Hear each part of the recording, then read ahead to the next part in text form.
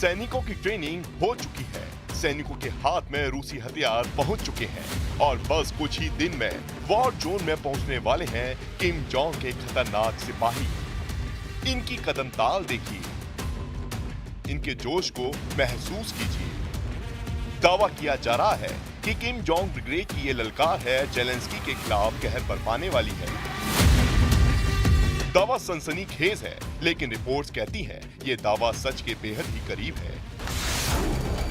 जी हां, रूस यूक्रेन युद्ध पर इस वक्त की सबसे बड़ी खबर है कि नॉर्थ कोरिया के शासक किम जोंग की सेना जेलेंस्की और नेटो से आमने सामने युद्ध करने को तैयार है।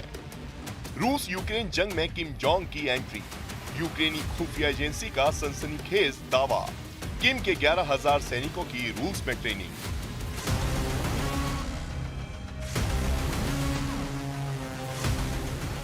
यूक्रेनी रक्षा खुफिया निदेशालय यानी GUR के चीफ ने रूस यूक्रेन युद्ध को लेकर बड़ा दावा किया है। दावा यह है कि उत्तर कोरियाई सेना के 11,000 सैनिक यूक्रेन में लड़ने के लिए रूस में दाखिल हो चुके हैं।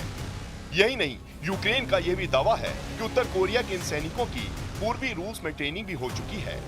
विदेशी मीडिया द वॉर जोन की रिपोर्ट के मुताबिक यूक्रेन की तरफ से दावा किया गया है कि उत्तर कोरियाई सैनिकों की ट्रेनिंग लगभग पूरी हो चुकी है और वो 1 नवंबर से यूक्रेन के खिलाफ जंग में उतर सकते हैं। यूक्रेन की तरफ से लेफ्टिनेंट जनरल किरिलो बुडानोवा ने दावा किया है कि उत्तर कोरियाई सैनिक रूस के हथियारों से यूक्रेन के खिलाफ जंग लड़ेंगे, यानी वो रूसी गोला बारूद का इस्तेमाल करेंगे। यूक्रेन की तरफ से उत्तर कोरियाई सैनिकों को लेकर डिटेल रिपोर्ट दी गई है। यूक्रेन का यहाँ तक का दावा है कि नॉर्थ कोरिया के 2600 सोल्जर्स का पहला केडर कुल्स इलाके में भेजा जाएगा, जहाँ यूक्रेन ने रूस की जमीन को कब्जा किया हुआ है।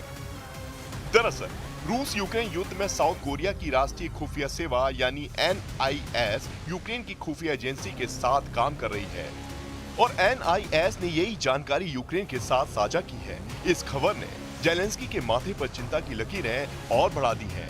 अब तक रूस के खिलाफ युद्ध लड़ने के लिए नेटो देश के हथियार मांगने वाले जेलेंस्की अब परमाणु हथियार या नेटो में शामिल होने की बात कर रहे हैं। Міжнародно визнаних кордонах на 1991. Так? Так. То як можна вірити в цей документ?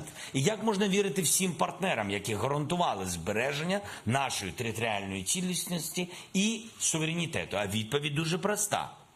Чи це працює? Ні, цей документ не працює. Чи працює домовленість? सिर्फ यही नहीं, दक्षिण कोरिया की एजेंसी ने यह भी दावा किया है कि 13,000 से अधिक कंटेनरों में उत्तर कोरिया ने पिछले साल अगस्त से रूस को तोपखाने के गोले, बैलिस्टिक मिसाइलें और एंटी टैंक रॉकेट भेजे हैं। इसमें कहा गया है कि कुल मिलाकर 8 मिलियन से अधिक तोपखाने, रॉकेट राउंड रूस भेजे गए हैं। ये पहली बार नहीं है कि रूस यूक्रेन युद्ध में किम जोंग के शामिल होने की खबर सामने आई है। इसी साल जून के महीने में रूसी राष्ट्रपति व्लादिमीर पुतिन ने किम जोंग उन के साथ रूस और उत्तर कोरिया के बीच रक्षा और दूसरे क्षेत्रों में आपसी सहयोग के समझौते का जश्न मनाया था और इसी के बाद इस बात के सबूत सामने आने लगे थे कि उत्तर कोरिया रूस को हथियार की सप्लाई कर रहा है। हाल में यूक्रेन को पोल्टावा इलाके में एक मिसाइल की बरामदी से इस बात के संकेत मिले थे। विदेशी मीडिया की रिपोर्ट में यह दावा किया जा रहा है कि उत्तर कोरिया रूस को बारूद सुरंग के लिए विस्फोटक और गोलों की सप्लाई दिसंबर 2023 से ही कर रहा है। यूक्रेन को खुफिया रिपोर्ट में इस बात की जानकारी मिली है कि उत्तर कोरियाई सैनिकों को रूस पहले मंगोलिया की सीमा के नजदीक उलान उदे इलाके में तैयारी करा रहा है।